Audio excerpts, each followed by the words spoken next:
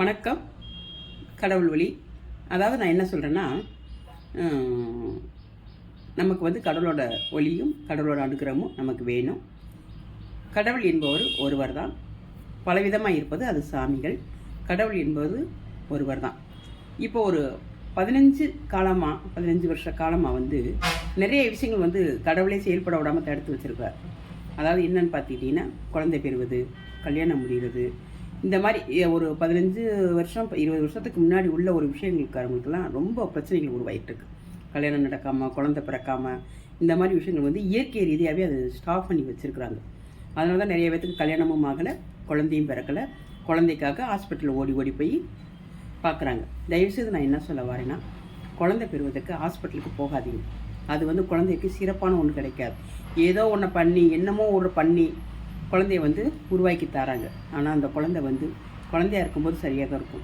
வளர்ந்து அதுக்குரிய வயதுகள் வரும்போது அதுக்கு நிறைய விஷயங்கள் வந்து இயற்கை ரீதியான விஷயங்களை ஃபேஸ் பண்ண முடியாது. அது ரொம்ப சிரமத்தை கொடுத்துரும். அதனால் குழந்தை இல்லை என்றதுக்காக நீங்கள் போய் ஹாஸ்பிட்டலில் உட்காந்து செலவு செஞ்சு வீண் பண்ணாதீங்க. அப்படி பிறக்கிற குழந்தை சிறப்பாகவும் இருக்காது. ஓகேங்களா? அதனால் நான் என்ன சொல்ல வரேன்னா, தயவு செய்து உங்களுக்கு இனிமேட்டுக்கு கடவுள் ஒளி, கடவுளோட பவர் இனிமேல் இயங்க ஆரம்பிக்குது. அதனால் அந்த பவரில் உங்களுக்கு கண்டிப்பாக எல்லாருக்குமே குழந்தை பிறக்கும்.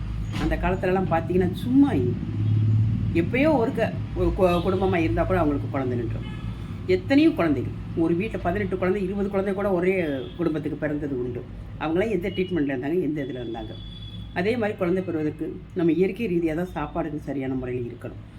ஆண்கள் என்பது வந்து அந்த ஆன்மீசத்து இல்லாதனால தான் குழந்தை பிறக்கிறதில்ல. அதுக்கு ஒரு சில சாப்பாடுகள் இருக்குது. அதை நீங்கள் சரியாக உட்கொண்டீங்கன்னா, அதை வெளியில் சொன்னால் அது பிரச்சனையாக கூட வரும்.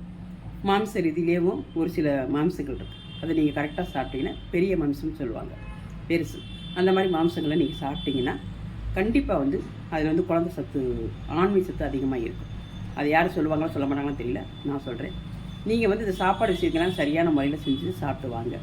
கண்டிப்பாக குழந்தை பிறக்கும். கடவுள் நிம்மி விட்டுவது எல்லாத்துக்கும் குழந்தை பிறக்கிறதுக்கு, கல்யாணம் முடிக்கிறதுக்கு எல்லா ஒரு விஷயத்துலையும் செயல்பட போகிறாரு. நம்புங்க, சரியான முறை இருங்க, அங்கேயும் ஓடாதீங்க. குழந்தை என்பது இயற்கையாகவே பிறக்கணும். அது கண்டிப்பாக எல்லாருக்கும் பிறக்கும். நன்றி, வணக்கம்.